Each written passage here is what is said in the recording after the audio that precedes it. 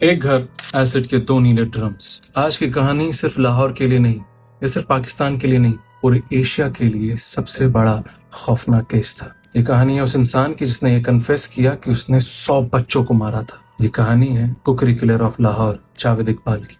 साल था 1999। पूरे लाहौर में एक अजीब सा डर का माहौल था। पार्क से, रेलवे प्लेटफॉर्म से, कॉलोनी से बच्चे गायब हो रहे थे।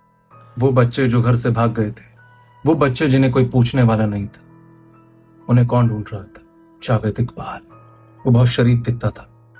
वो भोले भाले बच्चों को फंसाता, उन्हें खाने का लालच देता, शेल्टर का लालच देता, कभी कभी नशे का भी लालच देता। मगर जो बच्चा उसके घर की दहलीज पार करता, वो कभी वहां से वापस नहीं निकल पाता। जावेद का तरीका बहुत डिस्टर्बिंग था। वो बच्चों का ट्रस्ट जीतता, उन्हें घर पे लाता, उनको सेक्सुअली असॉल्ट करता, एक लोहे की जंजीर से उनका गला घोंटता और फिर उनकी बॉडी को एसिड के ड्रम्स में डिसॉल्व करता और बचा कुचा सबूत नाली में बहा देता। सबूत मिलना मुश्किल था क्योंकि लाशें थी ही नहीं। पुलिस क्लूलेस थी, इन्वेस्टिगेशन ठंडी पड़ चुकी थी। फिर आया दिसंबर 1999, जब जावेद इकबाल ने खुद इन सारे जुर्मों को कबूला था। उसने कन्फेस किया, लेकिन किसी पुलिस स्टेशन में नहीं, एक डेली न्यूज़पेपर के ऑफिस में एक एनवलप भेज के। फिर उसने एक डायरी ली।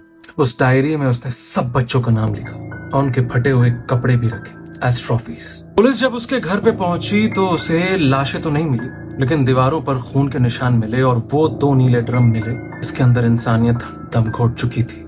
आखिर उसने ऐसा क्यों किया?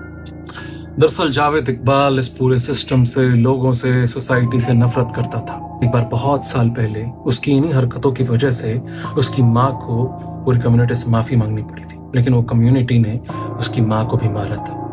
और तब उसने ये प्रण लिया कि वो भी 100 माओं को रुलाएगा जैसे उसकी माँ को रुलाया था। अदालत का फैसला काफी हिस्टोरिक था। अदालत ने यह कहा कि जावेद इकबाल को मीनार पाकिस्तान पर ले जाकर फांसी दी जाए, उसके शरीर के 100 टुकड़े किए जाए और उसी एसिड में घोला जाए जिस एसिड में उसने उन बच्चों की लाशों को घोला था। इस फैसले को एक बड़ी कोर्ट ने बदला और उसने एक नई सजा दी। लेकिन ये नई सजा उसे मिलती इससे पहले ही एक खबर आती है, जावेद इकबाल डेड। रिपोर्ट्स ने कहा कि उसने सुसाइड कर ली। लेकिन ये सवाल अभी भी छूट गया, क्या 100 मौत के बदले एक मौत काफी है? जिसने कभी उस गरीब तबके के माँ बाप को यह आश्वासन ही नहीं दिया कि हम आपके बच्चों को ढूंढ रहे हैं, या ढूंढने की जहमत उठाई। अगर एक केस या एक बच्चे को अगर पुलिस पहले ढूंढ लेती या ढूंढने की कोशिश करती तो शायद आंकड़ा 100 तक नहीं पहुंचता।